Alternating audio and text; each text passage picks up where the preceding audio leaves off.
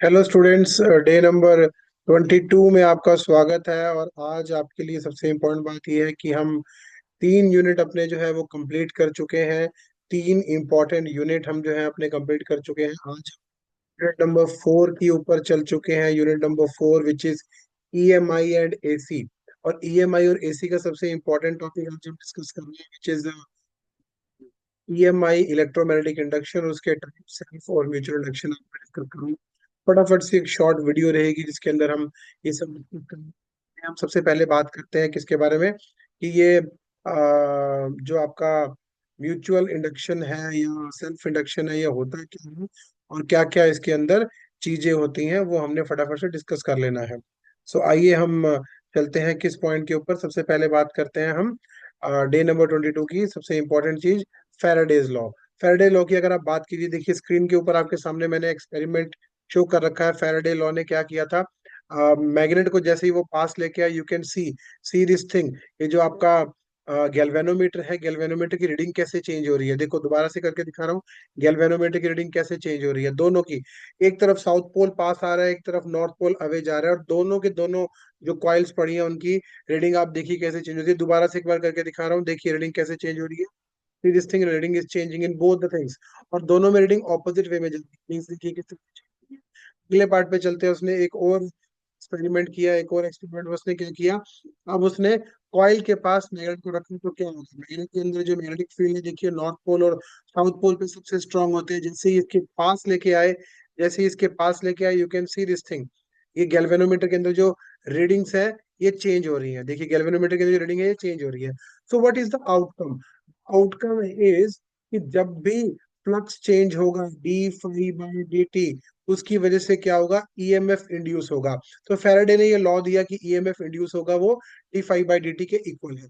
Lenz's आया कुछ time के बाद और उसने उसको बोला कि ये जो है एक दूसरे के अपोजिट आते हैं, इसलिए माइनस साइन आ गया। ठीक है, अब हम चलते हैं अपने नेक्स्ट पार्ट के ऊपर। नेक्स्ट पार्ट में हम क्या डिस्कस करेंगे कि इसके टाइप क्या क्या होते हैं। दो टाइप होते हैं। पहला, सबसे पहला हमारे पास आता है सेल्फ इंडक्शन।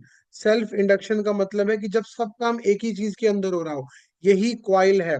देखिए इसके अंदर इसका एक उन्होंने सेकंड पार्ट और किया। मैं एक छोटा सा पार्ट आपको और समझाने की कोशिश करूंगा यहाँ पे। उसने इसको और किस किस वे में समझाने की कोशिश करी। आइए चलते हैं अगले पार्ट के ऊपर, और किस किस वे में इसको समझाने की कोशिश करी। Let's quickly move on to the next part. या ये देखो यहाँ पे उन्होंने दो कॉइल ली। एक कॉइल में गैल्वेनोमीटर लिया और एक कॉइल में उन्होंने की लगाई। की को बार बार on off, you can see ये ऑफ पड़ी है अभी की, सीरीज थिंग, ये की है यहाँ पर। Let me focus on this point. ये की है, ये अभी ऑफ पड़ी है। इसको हम जैसे ही अगले स्टेप के ऊपर चलेंगे, ये क्या होगा, ऑन हो जाएगी। ये अगले स्टेप पे चलेंगे जैसे ही ये ऑन हो जाएगी। ये देखिए ऑन होते ही गैल्वेनोमीटर में रीडिंग आई, लेकिन थोड़ी देर के बाद बंद होगी, because there should be a relative motion. There should be a relative motion, तो इसको कॉन्टिन्यूसली एक बंदे को बिठाना पड़ेगा जो इसको ऑन ऑफ ऑन ऑफ करके रखेगा।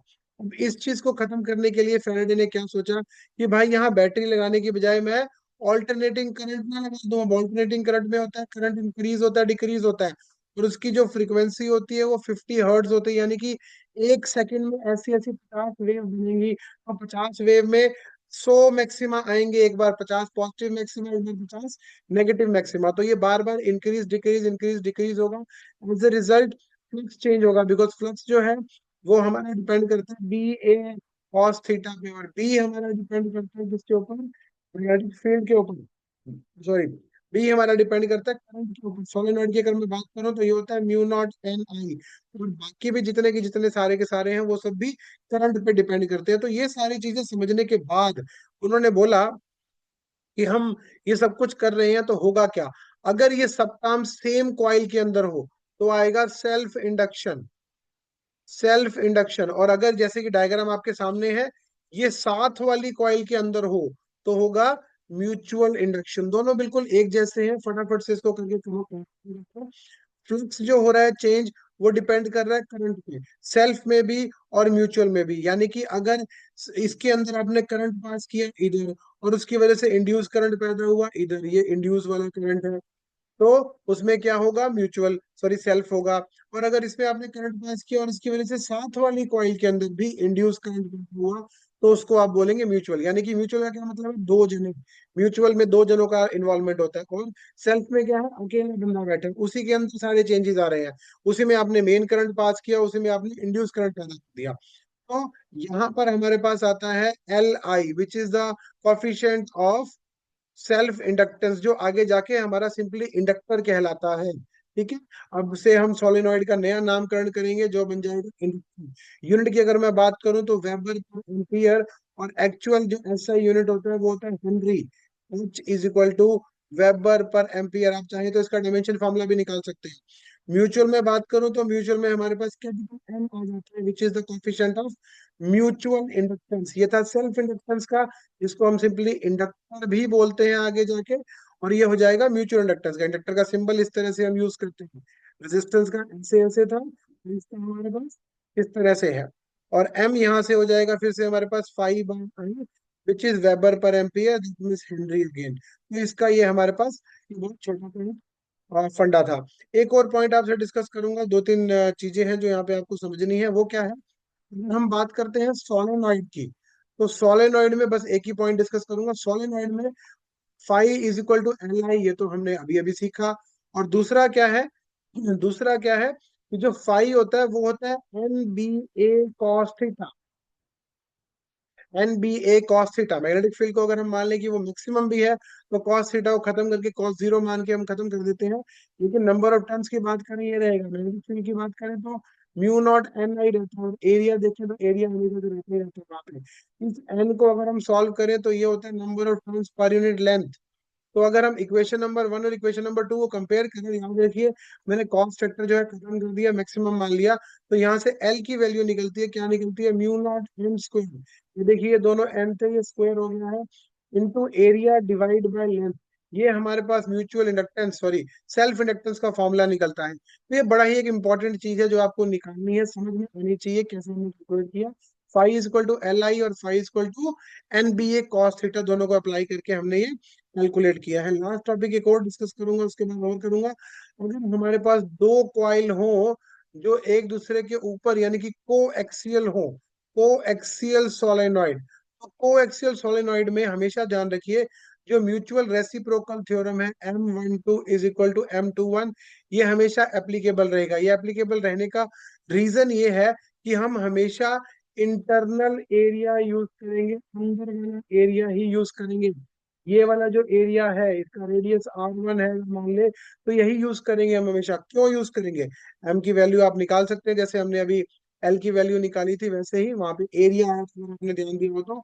एरिया हम हमेशा πr1² यूज करेंगे, R2 यूज नहीं करेंगे। उसका रीजन क्या है समझिए, ये अंदर वाला सोलेनॉइड है, ये बाहर वाला सोलेनॉइड है।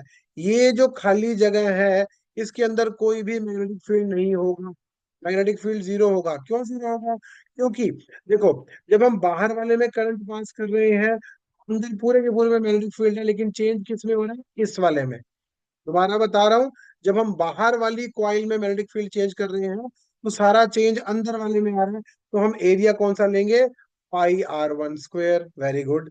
जब हम अंदर वाले में करंट पास कर वाले में करंट पास नहीं कर रहे, अंदर वाले में करंट पास कर रहे हैं, तो अंदर वाले में करंट पास करने की वजह से भी मैग्नेटिक फील्ड अंदर ही चेंज होगा। क्यों, क्योंकि भाई सोलेनॉइड के बाहर मैग्नेटिक फील्ड होता ही नहीं है।